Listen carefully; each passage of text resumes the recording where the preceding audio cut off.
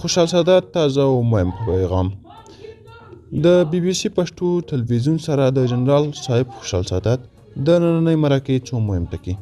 سلام، ستړي مشئ، وخت مو په خیر. د افغان نیوز قدرمن لیدونکو ښه راغلاست د نن ورځې تازه او مهم خبر ته.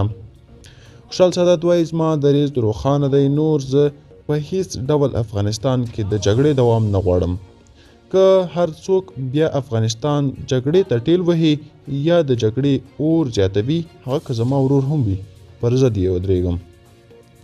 ما ته دا مهمه نه ده چې واک یا قدرت د چا سره دی، ما ته فقط دا مهمه ده چې افغانستان آباد او افغانانو خوشحالي غواړم. دا 40 کاله کېږي په یو او بل نوم افغانان وژل کېږي او افغانستان په اور سوځېږي. افغان د ازله خپلواک او آزاد قوم دی، نور یو بل ته د غلامۍ پیغور مه ورکوئ. خپل هیواد د غلامۍ او اشغال په نامه یوې بلې جګړې ته مه ټېل وهئ. هیڅ افغان او پښتون د چا غلامي نشي کولی. نور خپل ورونه په دې نامه مه وژنئ. افغانستان او له یوه آزاد هیواد دی. افغانانو په ډیرو آزادولو واخیستلو، تباه او برباد یې کړو. نور باید دا لړۍ ته د پای ټکی کېږدو.